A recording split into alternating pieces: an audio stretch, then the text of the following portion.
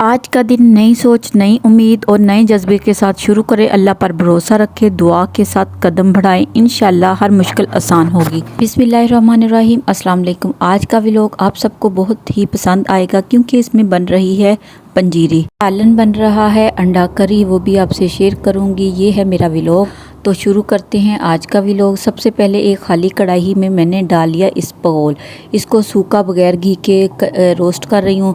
दूसरी तरफ मैंने घी को 2 किलो ले लिया था और इसको कर रही हूँ गरम कर लिया था, पिघला लिया था और इसको छान लूँगी। मैंने कहा कि कोई अगर थोड़ा सा लस्सी या इस तरह की कोई चीज़ होती है तो वो निकल आएगी। वैसे छानने की ज़रूरत नहीं थी, वो लस्सी वगैरह नीचे बैठ गई थी। 2 किलो घी के साथ 2 किलो ही बेसन है और यहाँ पे आधा किलो नारियल, इसको मैंने कद्दूकश कर लिया है मशीन के अंदर। आप भी हाथ से या कुंडी में पीस सकते हैं। 250 ग्राम चारे मगज़ थे, अगर नहीं डालना चाहें तो ना भी डालें, सही रहते हैं, लेकिन मैंने डाले थे। फिर मैंने अलसी के बीज 150 ग्राम वो भी डाले थे। 250 ग्राम काजू और अखरोट की गिरी, इनको मैंने दोनों को काट लिया बारीक बारीक, कुंडी में भी कूट सकते हैं। फिर 1 पाव खजूरें थी, इनको भी काट लिया और बाकी के जो ड्राई फ्रूट थे कुछ को कूट लिया, कुछ को काट लिया। मूंगफली भी डाली थी, किशमिश भी डाली थी और फूल मखाने भी डाले थे। ड्राई फ्रूट आप अपनी पसंद के मुताबिक कम ज़्यादा कर सकते हैं। मेरी अम्मी ने कहा था कि आप मूंगफली ना डालना, फिर मैंने बाद में स्किप कर दी थी, काटी थी। मैंने कहा ये मैं अपने हस्बैंड को लहदा से पंजीरी बना के दूंगी। यहाँ पे जितना भी बेसन है आहिस्ता आहिस्ता सारा मैंने मिक्सअप कर लिया।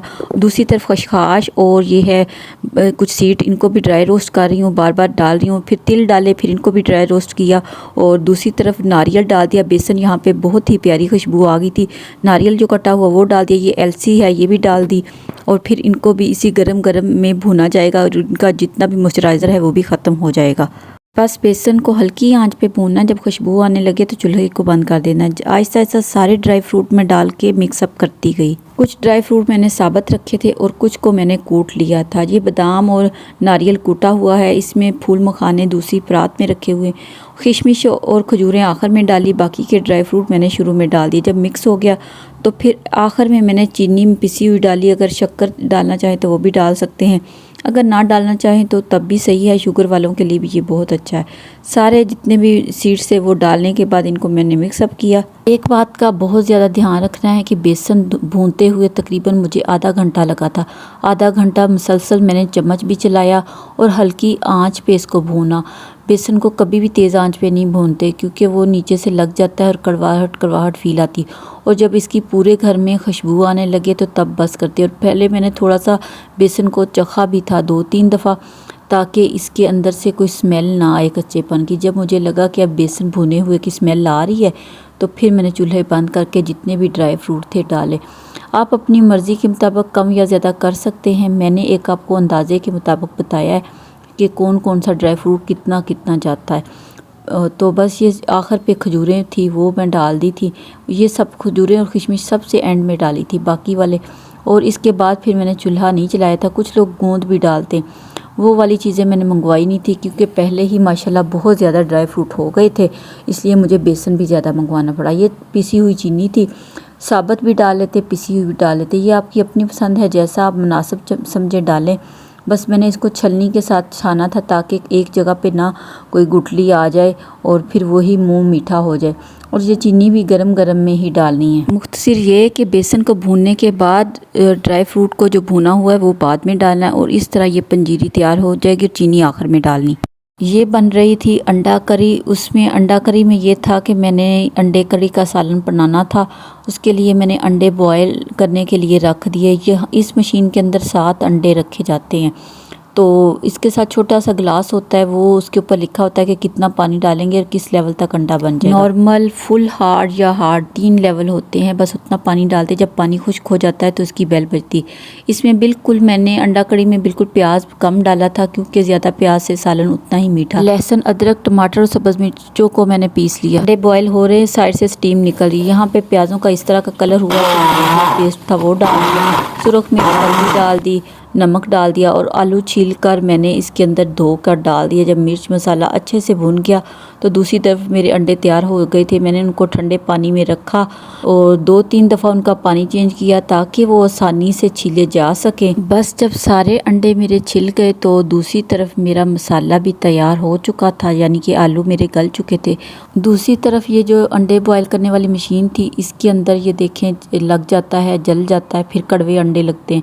तो इसको मैंने अच्छे से, मैंने कहा अभी ही साफ़ कर दूं क्योंकि बाद वाला काम बाद में ही रह जाता है। इधर आलू गल चुके थे, इसके अंदर मैंने थोड़ा सा भुनाई की अच्छे से आलूओं की और फिर मैंने इसके अंदर गर्म पानी डालकर शोरबा कर दिया। शोरबा जब काफ़ी देर पकता रहा तो फिर मैंने छिले हुए अंडे डाल के 5 मिनट चूल्हे को और पकाया और बाद में मैंने उसके अंदर कुछ कसूरी मेथी, साथ में भुना हुआ ज़ीरा और सब्ज़ धनिया डाल दिया और ये तैयार हो गया था मेरा खाना। और ये जार थे, मैंने सारे जारों को धोया था और शीशे के दोबारा से चमकने शुरू हो गए थे।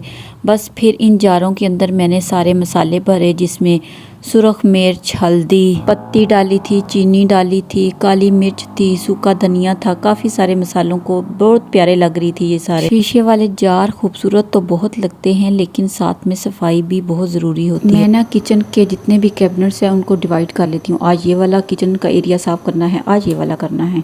इस तरह करते करते किचन तकरीबन सारा ही साफ़ रहता है। ये वाली जो अंदर आप कैबिनेट देख रहे हैं, दोबारा से मैंने मसाले रखने का स्टैंड बनवाया था और यहाँ पे हो रही है सफाई, पोछा लग रहा है इस एरिए का। माशाल्लाह जब सफाई और पोछा वगैरह अच्छे से हो जाता है तो घर ऐसे ही लगता है जैसे बिल्कुल आज ही नया बनाया है।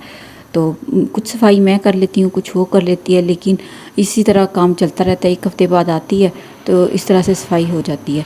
और यहाँ पे मैं आपको अगला सीन भी दिखाऊंगी। साथ में हमारे घर के सामने हो रही है कंस्ट्रक्शन। ये वाला एरिया टेरेस की तरफ आता है, ये 2 सीढ़ियाँ टेरेस की तरफ हैं।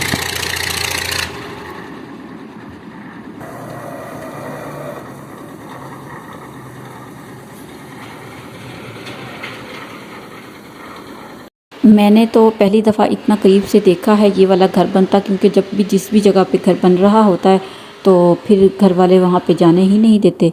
और यहाँ पे लगे हुए थे लेबर्स और सारा काम कर रहे थे। और मैंने भी ये मशीन का, मुझे दुआ फातिमा भी दिखा रही थी, देखो मम्मा ऐसे चलती है ये मशीन। सीढ़ियों पे लग रहा था झाड़ू और साथ ही लगाना था पोछा। सबसे ज़्यादा घर में जो मिट्टी आती है वो सीढ़ियों पे आती है, क्योंकि सीढ़ियों से पाँव के साथ बाहर से मिट्टी आ रही होती है, क्योंकि सामने आपको मैंने दिखाया है कि घर बन रहा है जिसकी वजह से मिट्टी आती।